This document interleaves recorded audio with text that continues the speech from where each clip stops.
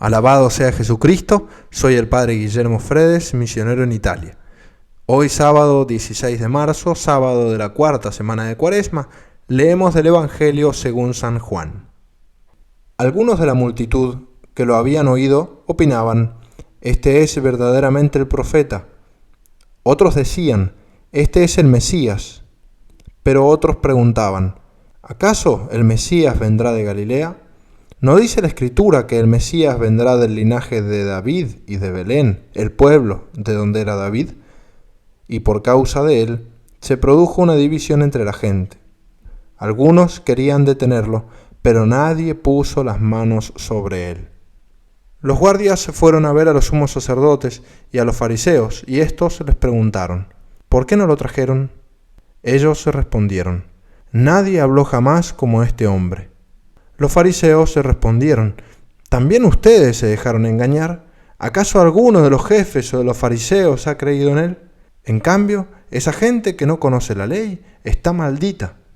Nicodemo, uno de ellos que había ido antes a ver a Jesús, le dijo, ¿acaso nuestra ley permite juzgar a un hombre sin escucharlo antes para saber lo que hizo? Y le respondieron, ¿también tú eres Galileo? Examina las Escrituras y verás que de Galilea no surge ningún profeta. Y cada uno regresó a su casa. Palabra del Señor. Gloria a ti, Señor Jesús. Queridos hermanos, nos encontramos en la cuarta semana de Cuaresma. Hemos venido escuchando esta semana la lectura del Evangelio según San Juan, donde se presentan algunas disputas entre los fariseos y Cristo respecto a la doctrina y a los signos que él hacía. Por ejemplo, escuchamos el relato de la curación del paralítico en la piscina de Betzata, el discurso sobre la obra de Jesús y de cómo Moisés mismo daba testimonio de él. Hemos escuchado cómo los sacerdotes y los fariseos buscaban detenerlo por envidia y porque los dejaban mal parados, pero cómo nadie pudo poner las manos sobre él. En el Evangelio de hoy, es interesante notar la cantidad de gente que participa y podemos apreciar en particular cómo ante Jesucristo nadie puede permanecer imparcial. Es decir, hay que tomar posición porque la palabra, con mayúsculas, nos interpela. Sigamos el texto del Evangelio notando algunos detalles interesantes al respecto. El texto del Evangelio comienza con las reacciones de los que habían oído los discursos de Jesús. Y si buscamos los versículos precedentes, encontramos que en estos discursos Cristo se ha presentado como la fuente de agua viva. ¿Cuáles son las reacciones de los oyentes? Algunos decían, este es de verdad el profeta. Otros decían, este es el Mesías. Pero otros decían, ¿es que de Galilea va a venir el Mesías? Y se hacían estas preguntas. Y aquí encontramos a los sacerdotes y a los fariseos que entran en escena. Aparecen los guardias que habían ido a prenderlo. Y aparece también Nicodemo. Santo Tomás de Aquino, comentando este pasaje, observa que los primeros opinaban que es el verdadero profeta. Es decir, dice, ya habían comenzado a beber del agua viva. Y por eso dicen que es de verdad el profeta. No solo el profeta, sino el profeta por antonomasia, ese que Moisés había predicho. Dios suscitará de en medio de ti, entre tus hermanos, un profeta como yo, a quien escucharéis, como dice el libro del Deuteronomio. Por otro lado, los que decían que eres el Cristo, el Mesías, estaban más cerca todavía de la fuente y ya habían colmado mejor su sed, dice Santo Tomás.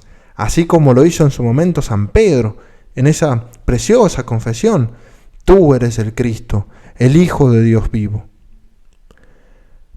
Otros se preguntaban sobre su origen y ponían en duda que él fuera el Mesías. Esto porque lo creían de Galilea e ignoraban su nacimiento en Belén. Estos eran los sacerdotes y los fariseos, que quisieron detener a Cristo por todo lo que él ya venía predicando, todo lo que él ya venía haciendo, y por eso mandaron a los guardias del templo para prenderlo, para apresarlo, cosa que estos no cumplieron.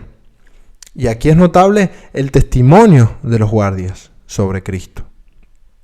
Jamás ha hablado nadie como ese hombre. Y esta actitud de los guardias es laudable, dice Santo Tomás. Primero porque su admiración no nace de milagros, sino de la enseñanza del Señor, acercándose así más profundamente a la verdad y alejándose de la mala costumbre de los judíos de pedir milagros todo el tiempo, como lo hace notar el mismo Cristo en varias ocasiones, y también San Pablo, por ejemplo, en la carta a los Corintios, los judíos piden signos. Además, es de admirar la prontitud de su conversión, porque no hicieron falta muchas palabras de Cristo, sino que después de pocas fueron atraídos por ese amor de Cristo. Y es laudable también el coraje que manifestaron, porque no tuvieron miedo de decir a los mismos fariseos, tan hostiles a Cristo y molestos por su predicación, estas palabras fuertísimas: jamás ha hablado nadie como ese hombre. Las palabras de los guardias golpearon duramente a los sacerdotes y a los fariseos.